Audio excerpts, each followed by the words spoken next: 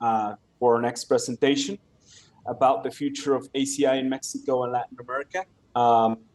Mr. Sergio Alcocer is a professor at the Institute of Engineering of the National Autonomous University of Mexico, UNAM. His research and teaching interests are on the behavior of masonry and concrete structures, seismic design of building and bridges, seismic evaluation and rehabilitation of structure, disaster prevention and infrastructure development. He has authored or co-authored over 180 referee and conference papers, books, and book chapters. He is a member of the Advisory Committee on Structural Safety of the Mexico City government, where he has chaired the subcommittees on masonry structure and peer review of structure. He currently leads the subcommittees on concrete structures and on evaluation and rehabilitation of existing structures. He also presides the Scientific Advisory Committee for Structural Safety and Resilience in Mexico City. Dr. Alcocer was the first foreign member of the Earthquake Engineering Research Institute, ERIE, Board of Directors, Chair of the International Activities Committee, lecturer of the Shah Family Fund Lecture Series, and founding member of the board of the ERIE IAE World Housing Encyclopedia. Dr. Alcocer is member of the American Concrete Institute Technical Committees 318, Structural Concrete Building Code, 352, Joints and Connection in Monolithic Concrete Structure, 369, Seismic Repair and Rehabilitation, 334, Performance-Based Seismic Design of Concrete Buildings, 445, Shear and Torsion. He was chair of ACI 334 and secretary of ACI 352 committees. He was also member of the editorial board of Earthquake Engineering and Structural Dynamics. Dr. Alcocer is foreign member of the U.S. National Academy of Engineering, past president and honorary member of the Mexican Society of Structural Engineering, and fellow and past president of the Academy of Engineering of Mexico. He is a distinguished alumni of the Cochrane School of Engineering at the University of Texas at Austin. In 2017, Dr. Alcocer was awarded an honorary degree of Doctor of Science from the University of Arizona. In 2019, he received the Charles S. Whitney Medal from ACI. He received his Bachelor of Science in Civil Engineering with Honors from UNAM in 1986 and a PhD in Structures from the University of Texas at Austin in 1991. Please welcome everyone to Dr. Sergio Alcocer. Sergio, it's an honor to have you here.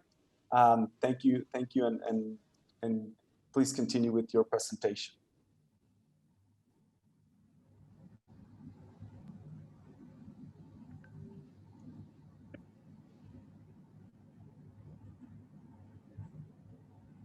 It is my distinct pleasure to talk to you on behalf of the ACI Central and Southern Mexico chapter. Thank you very much to ACI for organizing this 24 hours of concrete knowledge event in July 13, 2021. In this occasion, I'll be talking about the ACI in Mexico and Latin America, what could be possible futures for this relation. But first of all, let's examine what is Latin America. Latin America is a region in the American continent that has 33 countries, including the Caribbean region. This is a map here on the right-hand side, which you can see all these 33 countries that comprises Latin America. According to ECLAC, the Latin American population is about 650 million people. That is about 2 times the population of the United States. Also, according to ECLAC, the 2 most populated countries in Latin America are Brazil, with 213 million people, and Mexico, with 129 million people. The 2 third and fourth countries are Colombia with 51 million people and Argentina with 45 million people each. As you may see, the population in Latin America will continue to grow over the next decades. So that means that Latin American population will need more infrastructure and more buildings. In this presentation, I will consider Mexico to be part of Latin America, although Mexico is part geographically and economically of North America. As I said, Latin America needs more and better new and rehabilitated infrastructure. As you may see in this chart, several of the countries in the Latin American region have invested more and more in construction. This is a chart that includes, in terms of for the construction industry, what is the participation or what's the total current dollars prices of the annual gross domestic product by the economic activity, in this particular case, the construction industry. As you may see, Brazil has an important amount of money invested in infrastructure, by the year 2010 and the year 2015. And in the last years, Mexico has taken the lead in terms of the amount of money that has been invested in construction. The construction industry in all countries, but particularly the case in Latin America, contributes to their society's well-being by, first of all, creating jobs, second, by reducing inequalities, and thirdly, by fostering further development. Look at this chart, particularly pay attention to the right-hand side, that corresponds to the year 2019. This chart it depicts the participation ratio of the construction industry on the gross domestic product of the Latin American countries. In some countries, for example, the case of Panama, the construction industry is about 18% of the gross domestic product. In other countries, it's about 10%, and in many of the countries, it's between 4 and 6%. But one thing that is clear is that in some of the countries, there has been an increase in terms of the percentage of the contribution to GDP of the construction industry. Again, the construction industry in all countries, but particularly in Latin America, create jobs, reduces inequalities, and fosters further development. Latin America is a land of opportunities. Spanish is the fourth most spoken language in the world. First is English, second is Mandarin Chinese, third is Hindi, fourth is Spanish, with over 500 million people speaking Spanish. This is 2 times the population that speaks Arabic, which is about 270 million people.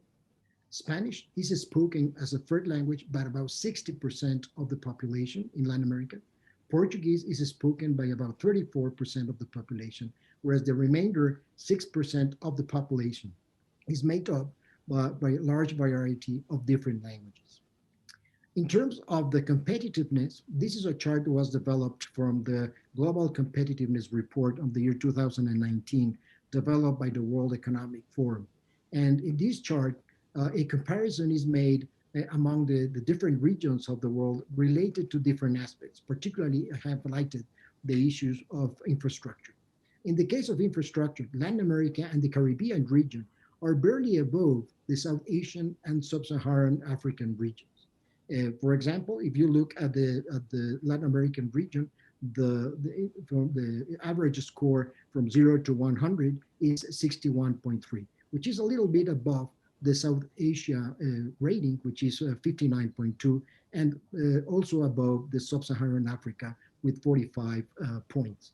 But as you can see, if you compare the grading to Europe and North America, it has about 80% in terms of the average score. So there is certainly a gap between North America and Central and South America that needs to be filled with new infrastructure, rehabilitating that infrastructure. That means building new buildings, building new dams, building new sewages. So that has to do with the concrete industry. Also related to the Global Competitive Index in infrastructure, also from the year 2019, you can see in this table a comparison on the average score of the different countries related to road connectivity, quality of infrastructure roads, railroad density, airport connectivity, electricity access, and exposure to unsafe drinking water. For example, in terms of road connectivity, you may see that some countries, for example, like Argentina, Chile, Mexico, and Uruguay, and also Venezuela, they are around the 90s in terms of the average score. However, there are other countries that are needed in terms of improving the road connectivity: Colombia, Costa Rica, Dominican Republic, of course, Guatemala, Haiti, and other countries. If we look, for example, on airport connectivity, the scores are much more lower in some of the countries. The highest is in Mexico. The second highest is in Brazil. But other countries, the connectivity for air connectivity is really quite limited. But even worse is when we talk about exposure to unsafe drinking water. Look here that there are some bars that are higher than 30s and 40s. For example, for the Dominican Republic, 62% of the population is exposed to unsafe drinking water. In Haiti, 74.4. In Jamaica, 40.8. In Nicaragua, 30.1. In Trinidad and Tobago, 34.6. Certainly, there are challenges here in order to improve the water distribution system, the sewage distribution system, and the quality of water itself in order to not only to improve the competitiveness, but also to improve the health of these populations. But now let's look at the presence of ACI in Latin America. 22 of the 25 countries in Latin America either use by reference or totally use the ACI 318 building code as a basis for the local codes. Since the year 2005, ACI has an official translation of the ACI 318 building code and its commentary. Also, ACI has offered the on-demand courses, certification programs in Spanish. Latin America has the larger number of student chapters after the United States, and the Americas represent the youngest and most diverse membership. In this chart, you may compare the sizes of the number of student chapters and chapters in general in Latin America compared to other regions. Of course, the United States has the largest number of ACI chapters and ACI student chapters, but second place comes to Mexico, third to Peru, fourth to Guatemala, fifth to Canada, and sixth to Ecuador. Look at among the six largest the countries with the larger number of student chapters and ACI chapters, four of them actually are from Latin America: Mexico, Peru, Guatemala, and Ecuador. The number of Latin American ACI chapters represents 30% of all US ACI chapters. Mexico, within the Latin American region, has about 35% of all chapters. Mexico has a very large number of student chapters, 40, compared to 26 by Peru, 21 in Guatemala, 16 in Ecuador. But look at the numbers of ACI student chapters. Look at the number of students that will be participating in ACI activities, that will be learning from ACI standards and guides. So the contribution of ACI, of Latin American to ACI, can also be measured in terms of the membership. Latin America has the second largest membership after the United States and Canada. Also, in terms of international ACI fellows, Latin America represents 35% of all fellows, excluding Canada and the United States. But also, ACI benefits from the participation from Latin American members in technical committees within ACI. And the number of ACI members from Latin America in these committees is similar to that from East Asia and from the Pacific. ACI also benefits monetarily from Central America and from South America. About $40,000 each corresponds from membership, but most important, about $35,000 or $30,000, depends on whether you're from Central America or South America, corresponds to purchasing of technical documents of ACI. Technical documents in Latin America are very highly valued because of the high quality of these documents. As I will show you in a few moments, the main hurdle for using more and more these technical documents is language. So if we try to translate English language into Spanish language, certainly this number in terms of money will increase because more Latin American engineers will be using ACI translated into Spanish technical documents. Well, one thing that is relevant here is the certification. 9% from Central America and only 2% from South America, the revenue comes from certification. And we have a large opportunity here to improve the quality of our construction by certifying more and more and better, I would say, people that participate in the construction industry. In order to prepare for this presentation, I surveyed 9 Latin American countries aiming at learning about the use of ACI documents in our region. And the main results are here.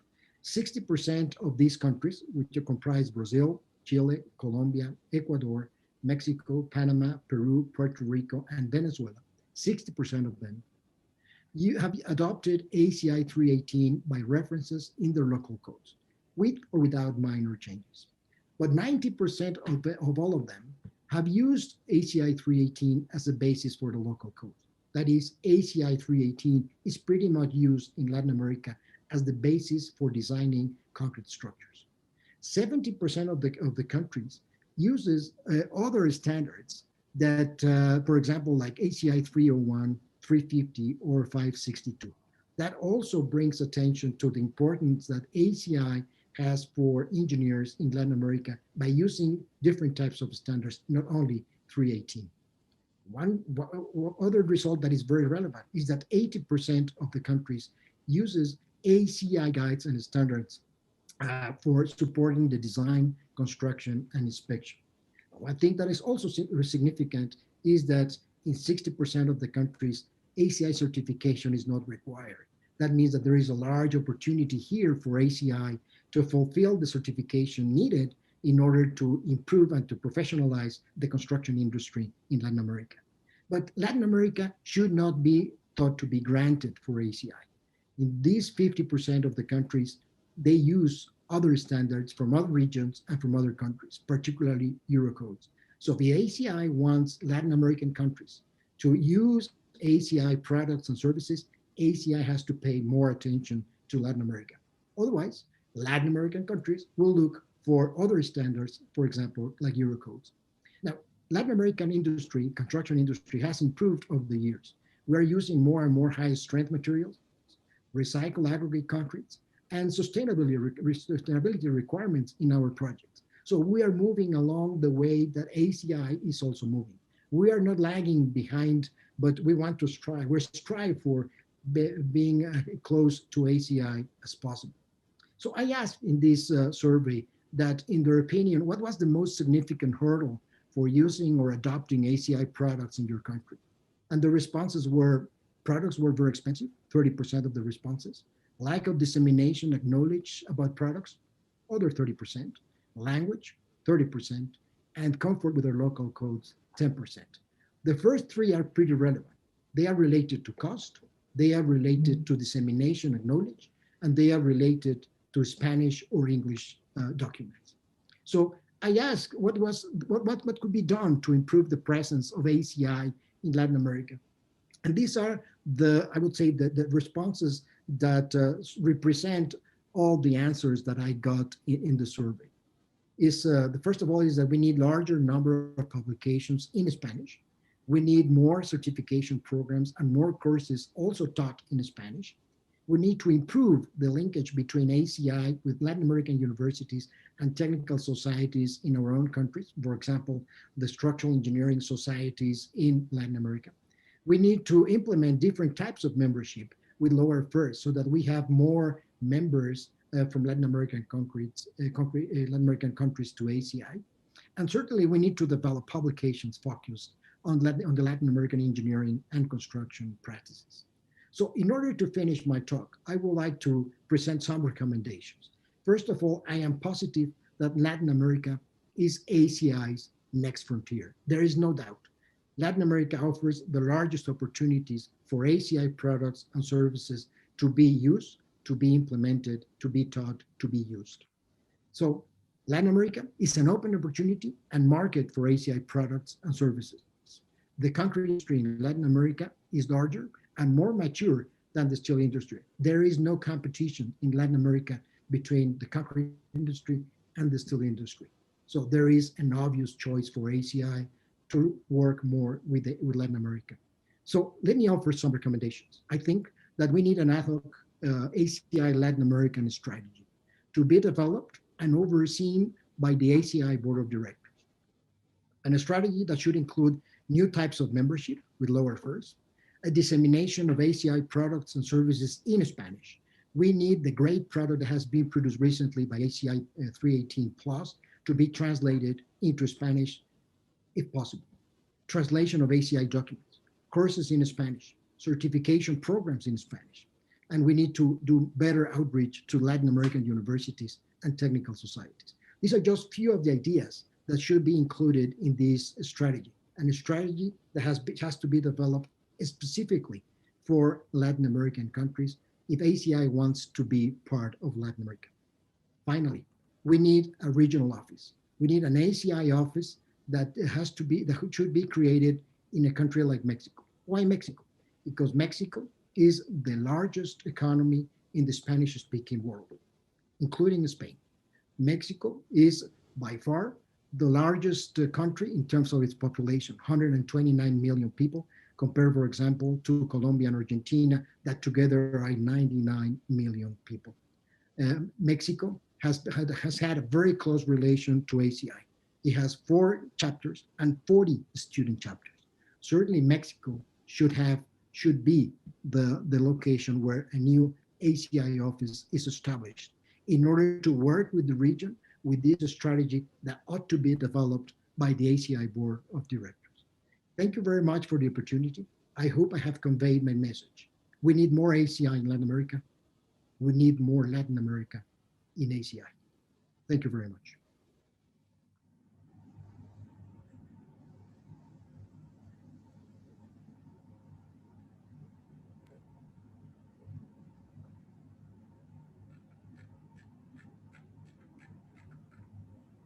Thank you, Sergio. That was definitely a very interesting presentation. There's a lot of content there and a lot of things to be considered by ACI as we do develop the future strategies for how to develop the international marketplace.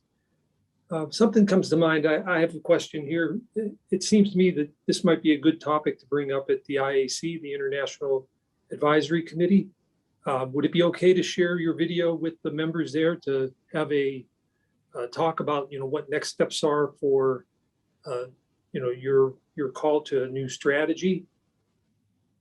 Well, thank you very much, Bernie, and good afternoon. And certainly, yeah, I'll be very happy to, if you could share the video.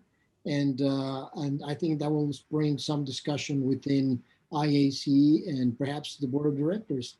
I think that I was just reflecting not only ACI, but AASHTO, AREMA, and other American codes are widely used in Latin America. Whether you are talking to an engineer in Chile that is in charge of, water infrastructure, or you talk an engineer in Colombia, as we have heard today, for example, or of course in Mexico and passing through Central America, we always have ACI as a reference. So I think for me, it's kind of an obvious choice why we need to be much closer to ACI. So whatever we can do, or I can do, I'll be happy to do it. Okay, great. And I think the certification opportunity is definitely, we want to step up because it will, make a safer and a better quality product. And it's critical for, I think, all countries to have a strong certification program. I think we did have a question from the audience here, if I can go to that. From Mr. Joshi, he says, thanks for the comprehensive information. What is the readiness of the construction industry in the region to adopt entrepreneurial initiatives like technologies or products which are out of the scope of current standards and specification? Sounds like innovative ideas. Yeah, well, that's an interesting question. I think that it's very difficult to generalize. I think that you may find in all the region people, companies who are very open to innovation, very open to adapt, to develop, or adopt or adapt technology to be used in their own markets. And so you will find some other companies who are quite reluctant. They will want to follow what they have done for years and years.